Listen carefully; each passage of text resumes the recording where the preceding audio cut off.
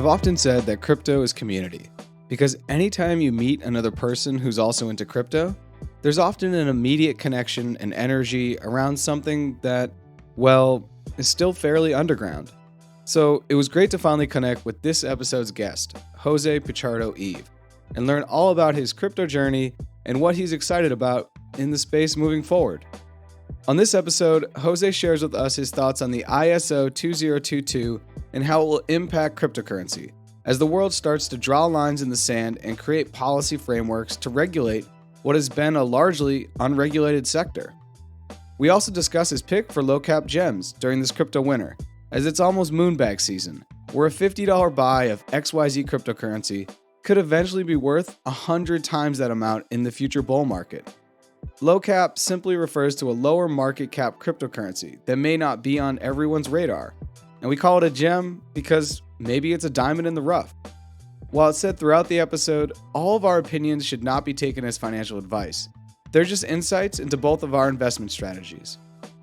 I'm Jarrett Carpenter, and this is More Than Blockchain.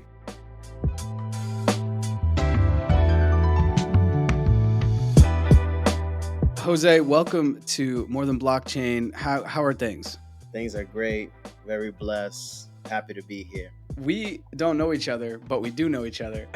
So, do you want to give the backstory on how we know each other? Because it's kind of crazy. I feel like I've known you for years because of Instagram and following the same people, but we've actually, this is the first time we've talked, even though I feel like we've been DMing for a while on Instagram about different crypto stuff. So do you want to give the listeners the background? Absolutely. Yeah. So I mean, our mutual friend Luz Maya, of course, like I don't even know how it came up one day, but of course we were hanging out and she knows you know what it was. She's probably seen my posts. I'd be posting on IG and putting things in my story about crypto and just like Fed stuff and what the market looks like and just like how economies in other countries have gone down.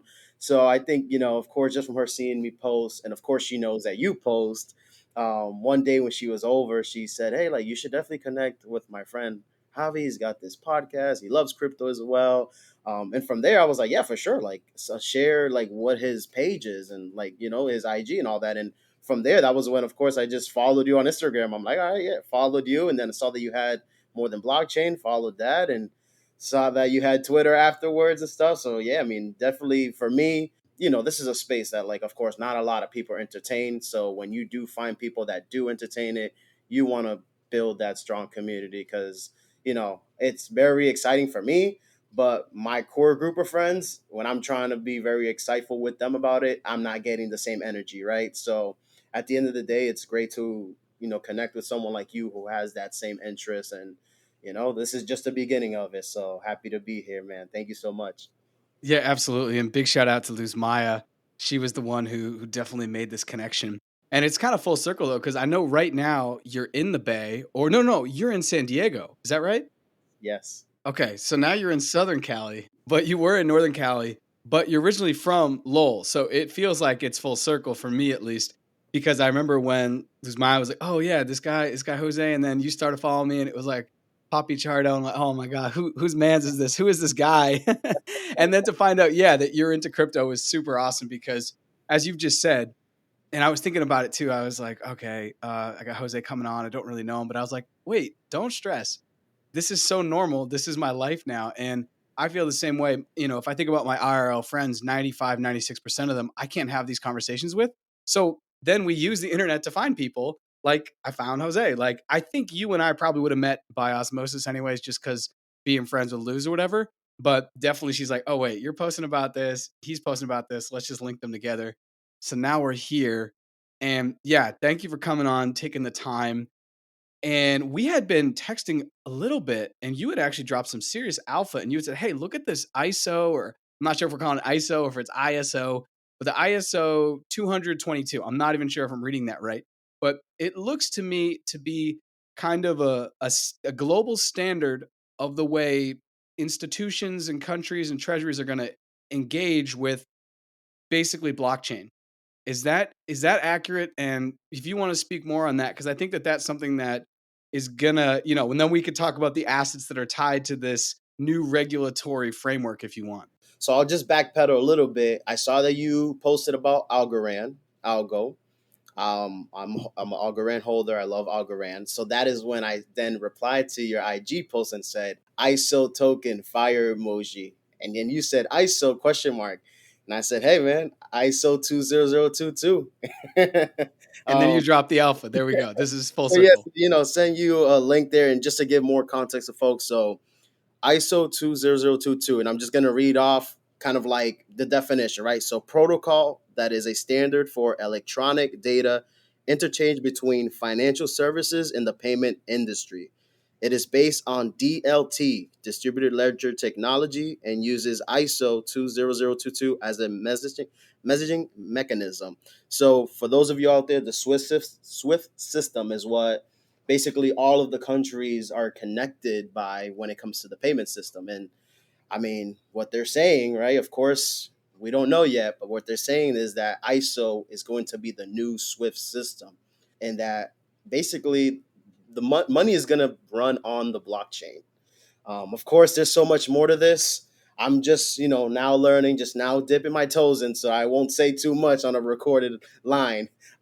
But I'm trying to learn my best every day to learn more about it, just like you guys out there. I mean, all I can say is that this is something that is worth paying a lot of attention to, and just try to learn as much as you can about it. ISO 20022, it seems to look like it might be the new payment system of the world. Anything that would be, tied to Swift or on that, we're talking trillions and trillions and trillions of dollars annually, if not maybe even quarterly, would be transacted on this.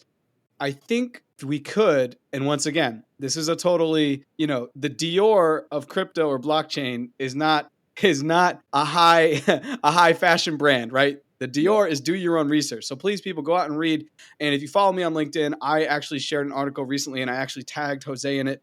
There's a bunch of stuff, but like you said, ISO 20022. Because when you sent that over, ISO token, I was like, is this basketball? Like, are we playing ISO ball? Like, I didn't know what it was, and I'm glad that you shared. And this is one of the reasons why I love this space so much. I was trying to think earlier about how I like explain to people why I love this space so much.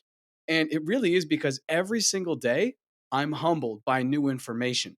There's not like, you don't ever feel like you know everything. And so you're constantly in a constant learner. I think when humans, like, when we find ourselves in a place where we can learn endlessly, it's a super beautiful thing, right? You start to find some type of like flow state, if you will. And this is why, like, being around little kids and watching their imagination is crazy, because every single day they're learning like 100 new things, which you're like, oh, 100 new things, but 100 new things every day compounded. And that's how I feel like with crypto. So I want to go back even further. When did you get into crypto? What was the thing that kind of like pushed you over to learn more about it? What was that one little, like, the straw that broke the camel's back? For me, was back in 2020. I think, yeah, like once we got kind of cooped up in the houses, and a lot of things got shut down. I had one of my buddies who I grew up playing baseball with. Shout out to my boy Anthony Congulis. He reached out to me and basically had introduced to me like a trading academy. And so before I ever got into crypto, I got into forex trading. And so my buddy got me into forex trading, and it was an experience, man. Like forex trading, binary options, just trading the yen, the dollar, the pound, just crazy world, right? The foreign exchange market. For those of you out there that have been part of those groups, and so yeah, it was just a crazy experience being part of something like that, trading, and just from being in the organization itself, because it is kind of like that network marketing part to it, and with all of that, of course, my buddy met some other folks who they call themselves the crypto nerds. Shout out to the crypto nerds as well. I've jumped on a lot of calls with the crypto nerds and everything that they've had to offer to me in the community. So shout out to the crypto nerds as well. So my buddy Anthony introduced me to the crypto nerds and sent me the link to their call. They have calls every Wednesday, 6:30 Pacific Standard Time. Yeah, my buddy sent me the link. He's like, hey, jump on this call. They're from California as well. You love them. And I was like, all right. Honestly, I knew only about Bitcoin at that time. So I jumped on the call, and I don't know what it was, man. Like, when you jump on a call or when you connect with someone and you just feel like good energy from them, pure energy, like it just didn't feel fake. I guess that's what I want to say. It felt real. I felt the real energy, and I just I was engaged. They talked a lot about different types of cryptos, and I was really engaged, and it just made my first purchase. I remember it was November 30th, if I'm not mistaken. It's either November 20th or November 30th, one of those two dates. I know it ended with a zero, so either the 20th or the 30th. And I bought my first purchase, just $20. I got $20 worth of XRP, just very small purchase, $20. That's it, nothing crazy. And just started to, just started to buy little by little, just getting my feet wet. And then I don't know what it was. I was just like, all right, I'm going full in. That's all I said to myself. It was like December time. Even with the lawsuit coming down on XRP and just the way that the market was shifting with the way the world was shifting, I didn't care. I said, I'm going full in on this. And December of 2020 was when I decided like I'm going full blown in. And yeah, I just started pouring in some of my savings, man, and the rest is history. I definitely have more crypto funds than I do USD. That just reminds me of the classic memes that I see all the time, and these memes are kind of like they're kind of I'm not even sure the adjective to use. I'm not a huge proponent of them, but at the same time, they speak a lot of truth for me, and it's like checking account $200, savings account $2,000, and then it's like BTC wallet, 3 Bitcoin. And it's like, few will understand. And it's a dude who's like, and then the meme is like the dude who says, hey, I can't go out to get food. And then his friends say, oh man, you got to live YOLO, YOLO. Like we only live. What if we get hit by a car tomorrow? And you're like, nah, I'm just doing something different. Like I'm going to try to do something different. And actually, I was trying to find it in my text when you were talking because first of all, shout out the crypto nerds. And I need to hop on one of those calls. Lord knows I've just been like, it never lines up. And then the one time I think I tried to connect, they canceled because I sat down, I had everything ready because it's 9:30 on a Wednesday, and sometimes I'm recording another podcast or I'm into something else. But one of the things that you touched upon was Forex. And actually somebody recently reached out to me and was like, hey, what are your thoughts on Forex? I'm trying to find that text so I can make sure I shout out the person. I think it was my friend Christine. So I'll shout out Christine because I think it was her because we've been talking a little bit more about crypto, and she puts a little money into crypto here or there. So Forex into crypto, that seems like I wonder how many other people have that very natural kind of, gateway into crypto. And then, so the one of the things, and this is not crypto related, but that's the view of this podcast. It's called More Than Blockchain. Do you still dabble with Forex? Is that still a part of your portfolio? And maybe you could just talk about Forex in general, because I've never dabbled with Forex. My thing about Forex is anytime someone's trying to invite me into a Forex situation, it feels like you said there's not a lot of trust. Mhm. Feels like they know something I don't know, or they're trying to get something out of it. And so if you could just speak on your experience with Forex, and then we're going to go right into crypto because I want to talk about XRP all day. Yeah, I mean, honestly, because it was a friend that brought me in, and I knew the expectations. And when I say expectations, it's a monthly charge, right? But let's look at it in a bigger picture, right? If you have a Costco membership or a membership to something, you either have a yearly or a monthly cost. So the way I looked at it is, okay, this is something that I can learn from, gain a community from, even if okay I do have my monthly payment. But there's that networking side to it where if you get some people to sign up under you, it could waive off that fee. Maybe even you start to make residual from having so many folks sign under you, right? And so sometimes Forex does get a bad look or a bad representation because people kind of like don't like that side to it, the networking side, and that's okay. But Forex is it's its own thing, right? So you got to understand there's Forex and then there's that network marketing side to it where sometimes people do get confused. Try to remember that those are two completely separate things. I know plenty of traders who are not part of any organizations or any programs.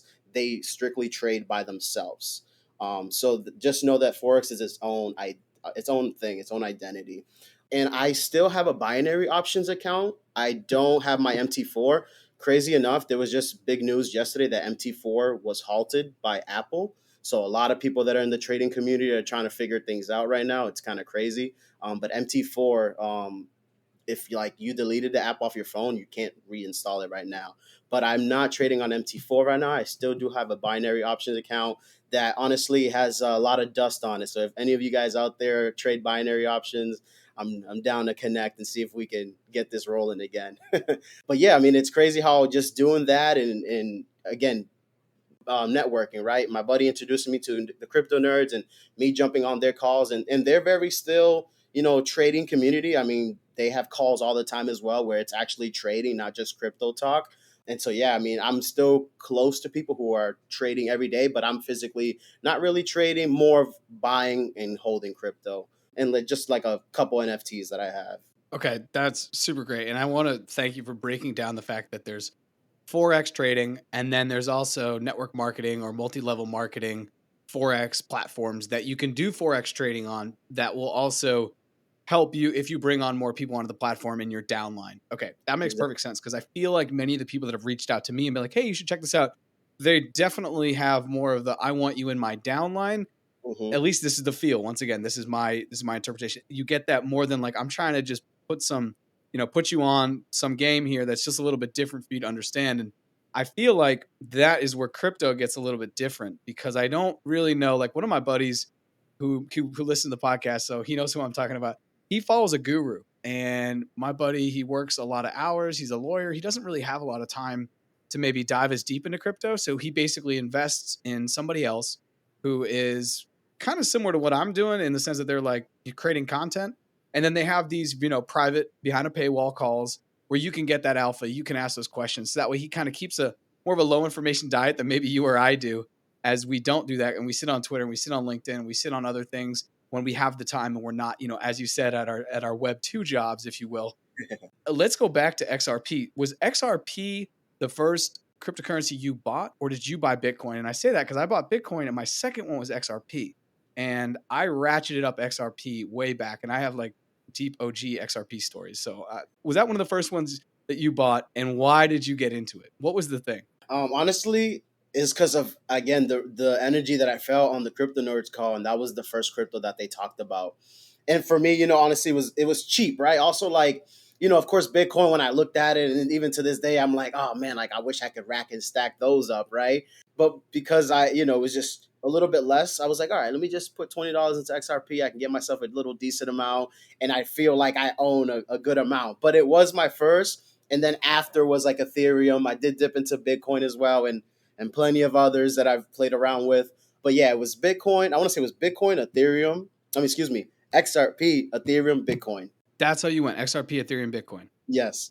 Okay, super cool. XRP back in 2017 into 2018, I had a bag and it went crazy. Like from what I put in to where it went, it was insane. And I didn't sell, and I only sold later after the SEC came out and they said, "Yo, we don't, XRP's on the fritz." Because I'm like anything that's in the crosshairs of the SEC, I kind of want to be a little bit, just make sure I'm being conscious about what's happening on the macro. So for XRP right now, how much of how much of your bag is made up of XRP? But maybe you can talk about the what's going to happen after the SEC, and maybe as we go into the next crypto bull run. You don't necessarily need to talk about price, but what are the project's potentialities that you think that they're going to, do? Yeah, I mean, I would say out of everything that I hold, I would say XRP is about, and I'm not the best math student, but I'm going to say about 40%. I'd say 40% of my portfolio. And the reason why I was so bought into XRP, and I also do love XLM, for those of you out there, Jen McCaleb is part of both. But the reason why for XRP was honestly the utility. And so first, the utility. I think the utility of going B2B with the banking world, and potentially being part of a CBDC, which at the end of the day, those are events that if they do come to play, we can't stop that. I can't stop that. So why not be a part of the movement? Because I know for some people they're like, well, CBDCs wouldn't really be a cool thing, or people just don't want to be watched so much, right? Or that control of money or where it's going, right? We like that little bit of privacy, but at the end of the day, it's going to happen. So, I want to be a part of it. It's going to happen, and I want to be a part of it. And talking about some projects, man, there's this thing called Liquidity Hub. And I definitely would recommend everyone to check it out. One of the big, executives at Ripple mentions it. Liquidity Hub it's a way of helping the liquidity funds of the world. And really, I would say you guys should definitely jump into the Liquidity Hub. Also, NFTs are going to be dropped on XRP, and of course, it's just so cheap, right? It's like literally 0.00000.1 on transaction fees. So NFTs on XRP are going to be cheap, and just the adoption of the banking world. We might not ever, there might be some folks in the future who might not know it, but we're going to be using blockchain whether we realize when the switch happens or not. There's just going to be so much with XRP, and when it came to the lawsuit, I honestly looked at it as I think they're being made an example of, but in a way to maybe also scare some folks. Like, this crypto has been around since 2012, and they came after them in 2020. So that's about 8 years. And so, why did it take 8 years to come after them? It just there's just things that it doesn't make sense. And I mean, there's more to it. I mean, you got Rosie Reels on the board of directors at Ripple. This woman worked as a treasurer. If you look at $100 bill right now, Rosie Reels' name is on that $100 bill, and she is on the board of directors team at Ripple. And it's just like so many people that work in the government system have been actually now interested into Ripple. It's like, man, how could this go in the wrong direction? So I think, in my opinion, the lawsuit was more of like a, hey, maybe a little FUD out there to so folks don't rack and stack those bags. But yeah, that's my opinion on all that. And XRP is definitely it's definitely one of my faves. I like a lot more, but it's definitely one of my faves. Yeah, XRP's use case, remember when I first read about it, it was basically like, look, you have, and correct me if I'm wrong, it's like, hey, we have this German and this US bank that need to talk to one another. So what they would do is they'd put it into XRP, send it from one bank to the other, and then exchange it back into their local currency. Is that kind of, I mean, that's a really high level, like the forest, not the trees. But if that's the use case, I'm like, we live in such a globalized society. There's always need to send, amounts across the world from different countries who have different currencies in real time to be able to settle up. And then, if you could you talk about XLM? Because for me, as someone who's into international development and has been around communities that really thrive from remittances, do you want to talk about the utility of XLM, which is directly tied to XRP? Absolutely. So let me go back now to XRP real quick because I pulled up a little guide that I created when I connect with like family members and friends, and I have some pictures here that I put on of XRP. And so let me just go over, for those of you listening, some of the use cases because there's quite a good amount now that I'm looking at. So like I mentioned earlier, B2B payments. So that's for those of you that don't know what B2B is. It's business to business. It's a bridge currency, store value, medium of exchange, sourcing global liquidity, which is what I mentioned earlier with the liquidity hub, smart contracts, micro payments, instant cross border settlements, and securities FX settlements. So, large amount of use case there. Now, just a quick quote from Rosie Rios. XRP's primary purpose is facilitating cross border payments while other cryptos find their value in speculation. So, of course, that's a big statement, but again, just someone who, again, it was she was the 43rd Treasurer of the United States. Making a statement like that just drew me in, and it draws me in to this day. Moving over to XLM, for those of you that don't know, Jeb McCaleb is the founder of XLM, which he was also on the founding team of XRP. So, there's that connection very strongly already with Jeb McCaleb. But the thing with XLM is they're going a little bit more of a P2P route where that's peer to peer. So that's like you and I sending money to each other. And they also have a humongous partnership with MoneyGram. So, we're, talking now sending a MoneyGram to someone in for you, Colombia, for myself, Dominican Republic, wherever in the world, right? Now we're talking about sending MoneyGrams. We could send XLM, but on their end, they can receive the peso, or the money of their use. So with XLM, they're now going retail slash P2P, which, I mean, that's just amazing. That's making it easier for us to send our families money. Maybe for you and I to send each other money. If you just happen to be in another country, you're like, Jose, I ran out of cash. Like, can you help me out? It's like, all right, cool. I could send you some XLM through the MoneyGram, and boom, you'll be able to have fun. So I mean, I think that is just amazing. That's gonna bring, I think, people like us like just more together with crypto, because again, we're not whales. At least I'm not a whale.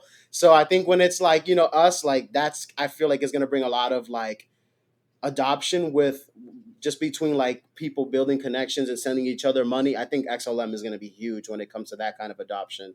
I couldn't agree more.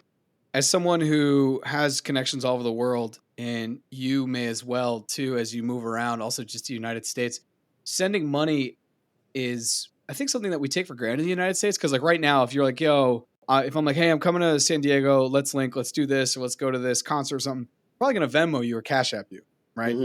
However, if I'm coming from another country and I don't have dollars, and I'm coming from Colombia, for example, and my peso is super insecure, I might just send that to you in XLM. I could send that to you in ETH.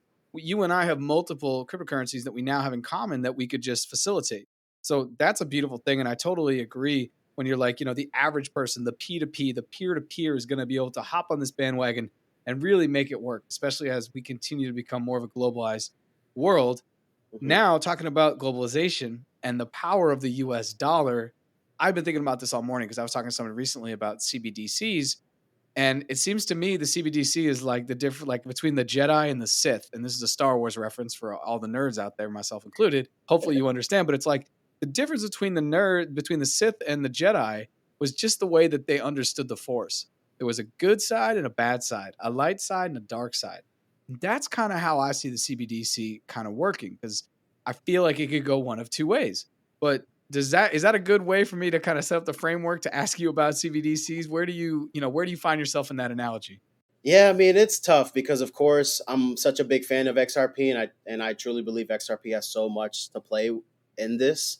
So of course I want it to be a winner, but I do understand like the privacy issues that folks may have. Like, we all know, like, we want a little bit of privacy, and I understand that part. But again, I just look at it as, I know this is something that's going to happen, and I might as well play a role in being part of the change. But it's, man, I think it is a tough convo because a lot of people are like, man, I don't want someone to know where I'm spending every single dollar. It's, I get that part, I truly do.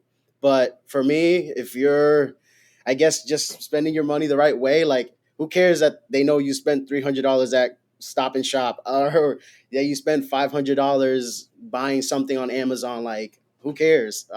But again, I get that, at the end of the day, as humans, we do have, we just enjoy our privacy. So I get that that could be a tough conversation for folks. But for me, honestly, like, I guess I'm a person that's been able to adapt a lot in my life, and I know the changes that are coming in this world. Artificial intelligence. I mean, man, solar. So I mean, electrical vehicles, it's all coming. It's all coming. We have to learn how to adapt, and I think just getting over that CBDC part is part of us adapting. But I know it's big change coming, and it's going to take some time for all of us to accept that.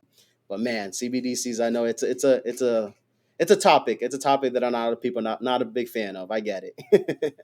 Yeah, it's a tough one. And if you're listening and you're trying to like suss out what CBDCs are and you haven't Googled it, central bank digital currencies, which is essentially a future where the US dollar is completely digitized. So when I go in and I buy something at CVS or I buy something at the drugstore, the government in theory could track exactly that sale in real time. Now, the government can track that sale in real time if they want to, anyways. They just tap in a Visa and say, hey, he's got this credit card, and they can go to the bank, which they control through the banking system, the FDIC, and all that, and they can just say, we need to monitor this person's activity. But what it would allow them to do is monitor anyone's activity in real time, not without having to, without having to do much. So it's an interesting horizon because it's already happening in parts of the world like China, where then you have this kind of, you have to play with the party line, or all of a sudden we're going to cut off your wallet. And that's a very interesting future. And that kind of goes with the Jedi Sith thing I was talking about. We spoke on DM, and one of the things we are speaking about is like low cap gems, things that are underrated, under the people aren't maybe focusing on. So I wanted to get your take on what's something that you hold currently that you're going to invest more in because you just think it's going to, have a really good use case, good utility, and appreciate into the future. And what's something that you don't own that's not in your bag yet that you're like really excited and you're just waiting for a price point? So one that I don't, I'm gonna start with one that I don't have. One that I don't have, and I did jot it down in my notes here, is VRA, and it stands for Veracity. Veracity is on the Ethereum blockchain, and it's part of like a ad fraud. Like it supports with ad fraud, and I guess the term of it is proof of view. I know for all of us, we're used to hearing like proof of work, proof of stake. VRA is actually part of a proof of view. That's like the word to it, the background to it, proof of view. And it's just a really cool gem that I got put on by a good buddy of mine who's been in crypto since 2017. And again, that I met through the community. Shout out to the crypto nerds. And yeah, it's just a cool little token there, VRA, Veracity, that I don't hold it, but I did some research on it. I think it's really cool. I think it has tons of potential, has a lot of great partnerships. But then more importantly, what I've noticed is it has a great community behind it. I think sometimes with projects and tokens, it's really great to see just great communities behind it, and just seeing like the push and the backing and just like the belief behind it. And that's what I saw with Veracity. Like the community behind it's amazing, and they're definitely just getting started. I mean, right now I think it might be like maybe 2 cents. Let me look at it to confirm. It's 330. It's 3/10 of a cent. 3 tenths of a cent. Look at that. I mean, super cheap, super cheap. I would say this is a great opportunity, not financial advice, but I mean, anything under a penny, in my view, is a great buy.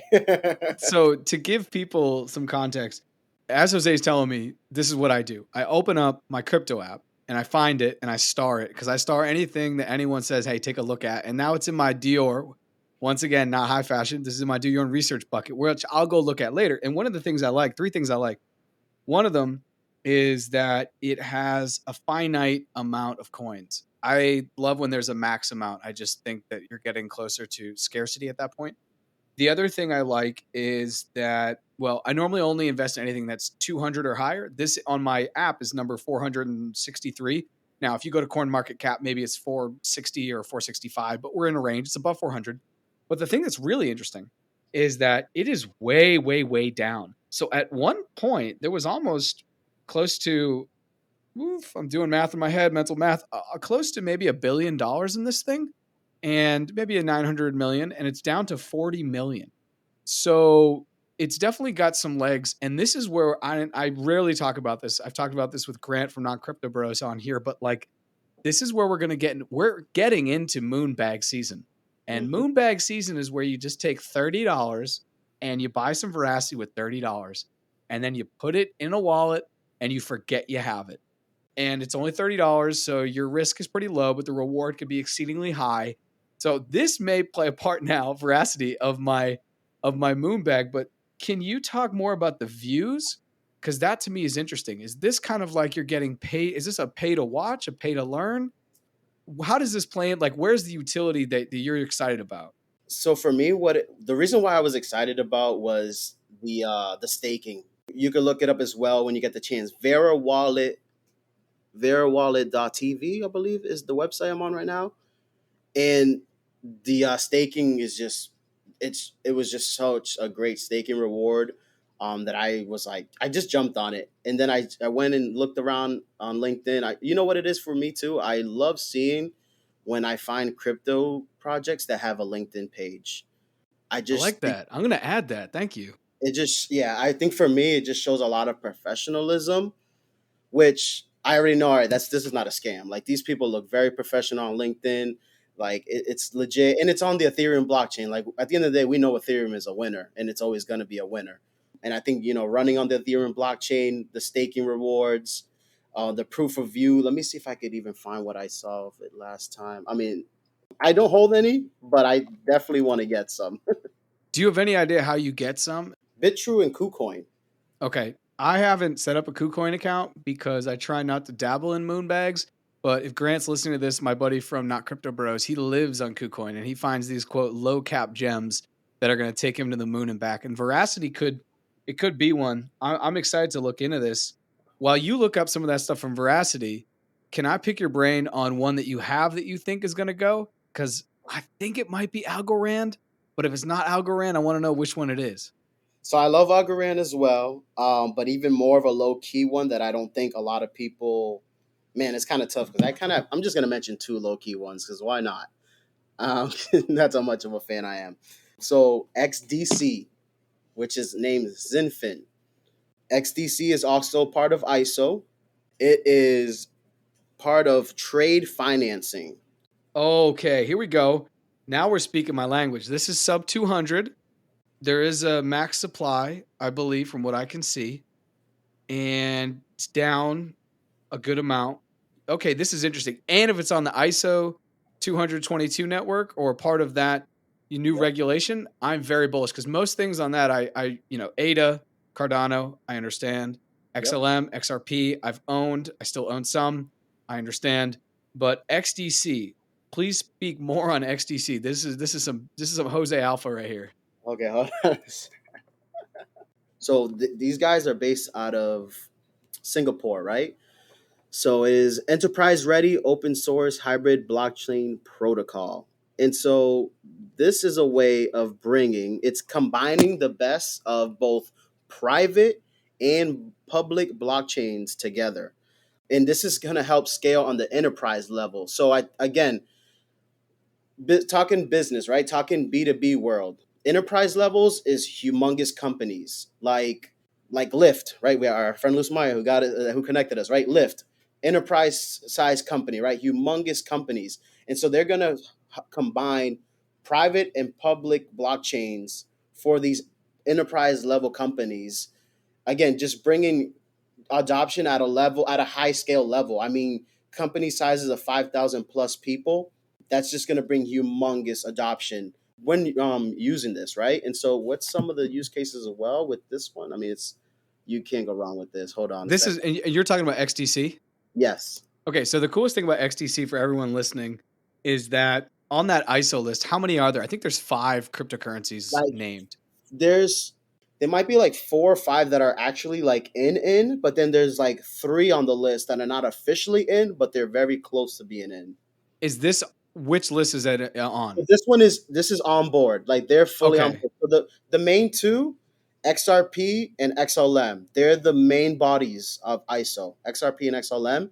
Then the other ones are XDC, IOTA, and who's the other one? It's one I said more. Cardano, no? No, I think Cardano's on Cardano, HBAR, and Quant might be on the They're waiting on list. the waiting to get in. Okay, so the coolest thing is that this is the this is on the list. It's already in. IOTA, HLM, XRP, and the one we can't remember, at least those 3, IOTA, XLM, and XRP are already on the list. This XDC is at number 98. Those other 3 are in the top 40. So this is a low cap gem that is still very under the radar. And it's at trading around 3 cents right now. But I think at the depths of the bear market, which we're going to see in the next 9 months, I do think this is going to go down to 1.50 cents, at which point it is a phenomenal buying opportunity if it is part of the ISO 222, which you're saying it is. So this is, and I know you already have your Twitter set up, but I don't know, maybe at Jose Alpha could be a new one where you just drop this knowledge. Are you looking up stuff for veracity at this point? Yes, so I just want to answer. I do have the veracity pulled up, but I just want to make sure I answer this for you guys. So yeah, so right here, 2 cryptocurrencies that are not just complying with ISO, they are members of ISO standard body, which is Ripple, XRP, Stellar Lumens, XLM, right? And so then after it says other cryptos are compliant include XDC, IOTA, and Algorand. So Algorand's the other one. Right. Okay. So Algorand, IOTA, XRP, and XLM are all top 50. They're all very known. I own, I think, all of those or have owned all of those at one point. This XDC I've not even heard of to today. And so this is on the Dior list. This is big time Dior for me later because I think this is going to be something. Because if it's already on that list, it's already got co-signed. This is like coming across a hip hop artist that's co-signed by like Dre, Kendrick, and the entire Top Dog Entertainment, but I've never heard of. So this is really, really exciting to put it in hip hop terms. I know I'm going all over the place with the Star Wars analogies in hip hop, but that's where we are. So you've XDC and Hmm. Veracity. What's the are you And then one more, I gotta mention it because it's a gem. exactly? Yeah, please. So and it's on the waiting list. So so this list right here includes H bar, Hedera hash graph, Quant, and Cardano ADA. So Hedera hash graph, H bar, was my other one that I wanted to mention to those of you listening. Please do your research on Hedera hash graph, H bar. It is what they call the next generation of blockchain. Let me bring up real quick. I had the partnerships on my phone right here. They have already amazing partnerships with Google and IBM. Now, I don't know about you guys out there, but I know anything that's connected to Google and IBM is going to do big things. They are just getting started. HBAR only started, I think, 2017, 2018. They're just getting started. They'll be competing with Ethereum. And yeah, definitely do your research on HBAR, Hedera Hashgraph. They're on the waiting list to be ISO approved. They already got amazing partnerships, Google, IBM. I mean, more. There's so much more. I don't even know them off the top of my head. In this video, I want to try to share with you the video after the call later. This Hedera Hashgraph video I watched before. I mean, just exciting stuff. The next generation of blockchain. It's called hash, right? So it's like hash blocks. It's some stuff that you got to do some deep diving into. Okay. I will take this video. If you're listening, I'm going to put this in the comment section for, if you're listening to this, go find the show notes and you're going to be able to click on these links. So, okay. In review, you have, and once again, let me just go back to my wish list here, as I call it, my Dior list. You have the things you've just talked about that I have not known before this call, and this is why I love crypto and I love connecting with people, is XDC, VRA, which is Veracity, Hmm. and then also the Hedera. Hedera is already on my list. HBAR has been on my list for a while. I watched a video that I think Corn Bureau did a while ago, and I was like, okay. So we talked about Algorand as well. For you and Algorand, what is it about Algorand that you like? I think it's because I used to work in fintech for a little bit, and I think that's why I've invested a lot into the fintech side of crypto, which is Algo, XLM, XRP, XDC. I like the fintech world. I've had my experience working in fintech, and so that is something that drove me to focus on them. And then once I also saw, oh my God, they're ISO compliant, they're on the list, they're helping, again, changing the financial world with them. What was interesting with Algo is they're combining traditional, I believe it's traditional and decentralized. I put it in my notes here. Give me 1 second. Yep. So Algorand is connecting traditional and decentralized models into a unified system. And so that's pretty interesting. Combining the world that we use today with the world that we're going to use into a unified system, that just sounds powerful to me. And another thing, as a New England person, they're HQ'd out of Boston, so why not support them? This has been absolutely phenomenal. And I feel like, and I was telling you earlier, like I have all these great guests and now you're part of that, which is beautiful. There's so much that changes. So even in a month, we could hop back on and talk. I want to give you the time, however, to shout out where people can find you. You're on Twitter, you're on LinkedIn, you're on Instagram. Where should people, if they're like want to reach out and learn more and just connect with you? Because you're a dude who is from the East Coast, but now you're living on the West Coast. Bunch of different communities. Where can people find you? So yeah, Instagram, Twitter, definitely top two, and both names are the same at Pichardo, Papichardo at Pichardo. My real name Jose. You call me Jose, call me Pichardo. It's all good. I've had plenty of nicknames growing up. People used to call me Poppy. Back in my baseball days. So yeah, all good. So you guys can find me on Twitter, Instagram, and please do reach out. Like I mentioned earlier, it's amazing and just great to connect with folks like Jared, because again, you may have a lot of interest in this, and the people that you hang around with or the people that you're close to just don't, and that's okay. It's okay that your family members or your friends are not interested in this. I mean, this is different. This is a whole different space. But if you are interested, I would suggest to put yourself around folks that also are. It's gonna help your journey, and it's gonna keep that energy up in times like now, like the bear market, right? A lot of people lose hope during the bear market. You lose that hunger of wanting to continue to invest. You just, it's hard times. So it helps when you're around people who are invested in this, because we just keep each other's energy up, especially during the bear market. So yeah, definitely reach out to me. Love to help anyone in any capacity that I can. Thanks so much for saying all that. And you said something really, really important there, that people can call you, like back in the baseball, it was like Papi Chardo or, Poppy, or they can call you Jose or whatever. which is really good because when we started this, you asked me, should I call you Javi or Jarrett? And the reality of it is more than blockchain world knows me as Jarrett, but a lot of my international development world knows me as Javi. And that's how we know each other through Luz Maya. So it's all about context. It's almost like code switching my name. Yeah, So that's where we are. Pichardo, Jose, thank you so much for joining. I look forward to keeping in touch and continuing to talk about low cap gems. absolutely. Thank you so much for having me. Appreciate you and everyone else listening. Have a great one.